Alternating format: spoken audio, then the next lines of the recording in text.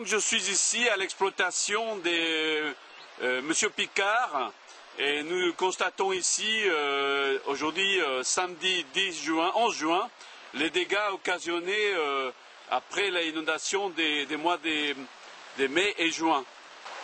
Donc je suis avec Monsieur Picard et son fils Sébastien à ma droite. Monsieur Picard, alors donc c'était quand même catastrophique pour vous?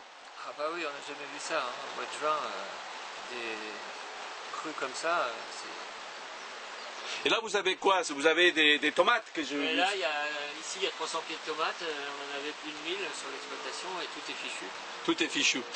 Alors, sans revenir sur l'inondation, ça a été quelque chose qui vous a frappé. Évidemment, tout le monde est frappé, mais plus important, est-ce que vous avez un chiffre, une estimation de ce que ça représente pour votre exploitation? Bah, c'est 50% du chiffre d'affaires sur l'année qui est fichu. Hein. Puis là, à l'époque qu'on est, on ne peut plus replanter, on ne trouve plus de plants nulle part, et puis ça fait tard. Et Sébastien, pour revenir à vous, vous m'avez dit que la ville des Gargenville n'est pas dans les communes des catastrophes naturelles. Non, la commune n'est pas classée en oui. soumise aux catastrophes naturelles. Et qu'est-ce que vous attendez des pouvoirs publics? Parce que c'est quand même important qu'une exploitation comme la vôtre soit concernée. Qu'est-ce que vous attendez des pouvoirs publics? Qu'ils passent la ville en catastrophe naturelle ou qu'ils nous aident tout du moins. D'accord. Et les assurances, qu'est-ce qu'ils disent les assureurs? Ah non, les maraîchers, on n'est pas assurable. Ah bon? Non, ils ne veulent pas nous assurer, c'est trop important et on n'est pas assurable.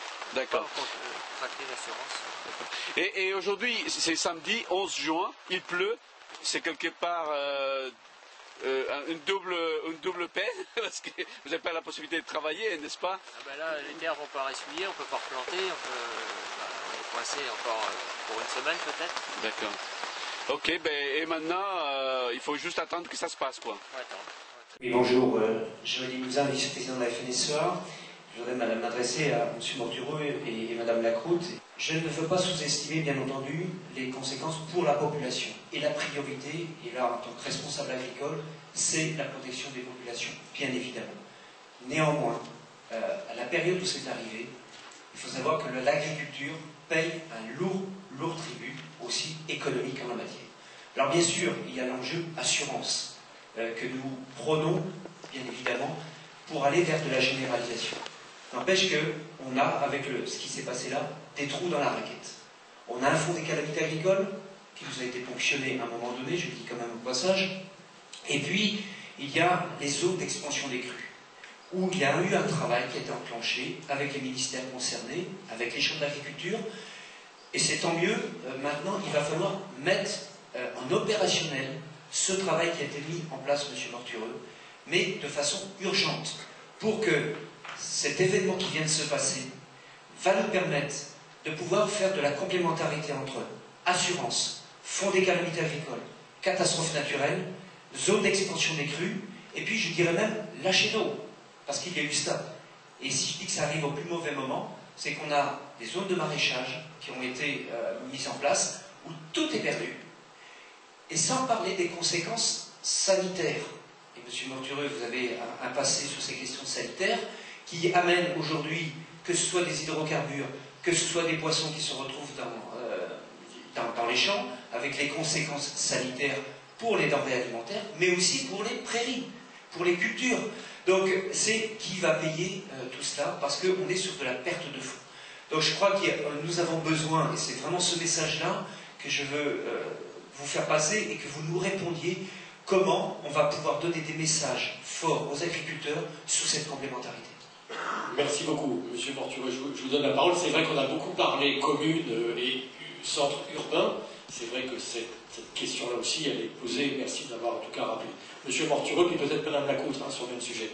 Oui, moi juste pour dire qu'on est tout à fait conscient, effectivement, on n'en parle pas beaucoup, mais des conséquences extrêmement importantes, effectivement, sur le monde agricole. On a d'ailleurs beaucoup parlé de l'Île-de-France, mais il y a tout le centre, sur lequel il y a eu des conséquences considérables. Donc ça, on est bien conscient. Bon, moi, je ne suis pas capable de vous répondre sur les aspects indemnisation et autres. Enfin bon, il y a le fonds, effectivement, calamité agricole, mais je ne connais pas très bien.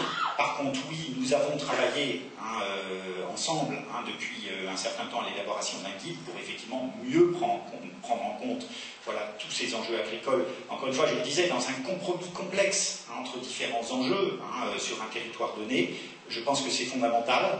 Et effectivement, j'entends bien votre message sur comment donner effectivement corps à ce travail qui a été fait, à ce guide qui a été élaboré, et comment pleinement l'intégrer dans les réflexions, aussi bien au niveau des plans de prévention des risques, des programmes d'action pour la prévention des inondations, des papilles sur lesquels, effectivement, c'est des éléments qu'il faudra totalement intégrer. C'était le but de ce groupe de travail. C'est une réalisation, d'ailleurs, qu'on compte mettre fortement en avant, puisque c'est une réalisation très concrète qui a été faite. Maintenant, effectivement, il faut que ça serve sur le terrain. Bien d'accord. Disons, j'ai beaucoup de collègues qui se sont évidemment penchés sur cet événement, disons, dont on dit qu'il est exceptionnel, qui a été réellement exceptionnel. Quand on regarde les inondations, que ce soit celles de 1910, que ce soit celles de 82, ce sont généralement des inondations hivernales. Donc, la quantité de précipitations a été réellement exceptionnelle. Le moment où c'est survenu est assez exceptionnel. Et disons qu'il y a les premières études de ces événements par une équipe européenne dont mon collègue Robert Vautard est un des auteurs est assez clair. Donc par rapport à l'événement du mois de mai, donc il a, à cause du réchauffement climatique, dans un contexte de réchauffement climatique que nous vivons, il a jusqu'à 90% de chances de plus d'intervenir que dans le passé sur la Seine, sur le bassin de la Seine, 80% sur le bassin de la Loire. Alors il y a des incertitudes, mais c'est au minimum 40%. Donc oui, mais moi-même je ne suis pas directement impliqué dans ces études, ce sont des gens de mon laboratoire, de notre laboratoire, de l'Institut Simon Laplace également.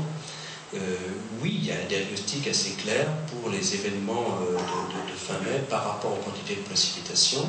J'entendais encore ce matin, mois de mai, alors il faut rester évidemment prudent, et je remarque que vous l'êtes. Mois de mai, pluviosité à Paris, record depuis 150 ans. C'est ce que j'ai entendu encore. Ouais, exactement. Et le record de ces 3 jours, et disons mes collègues ont vraiment analysé cet événement sur les 3 jours. Donc c'est quelque chose qui effectivement se confirme. Alors, bien sûr, quand on parle du réchauffement climatique, on se place généralement, disons, nos conclusions les plus claires sont plutôt sur des attributions comme l'augmentation de la température, l'élévation du niveau de la mer, qu'on attribue désormais à l'élévation du niveau de la mer. Pour les extrêmes que nous vivons, il y a 3 questions qu'on se pose. La première, c'est est-ce que leur intensité, leur fréquence se modifie?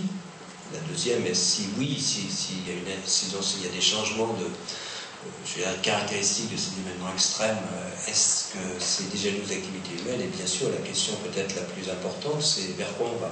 C'est-à-dire la même quantité de précipitation qui peut tomber sur une période légèrement plus courte, et ça joue bien sûr dans les inondations. Ensuite, on voit de façon assez claire qu'à la fois sur un pays comme la France, il y a des risques d'inondations supplémentaires dans un, disons, plus important, de précipitation. Après, les inondations, ça joue aussi sur le lieu, sur l'état des sols, sur beaucoup d'autres choses.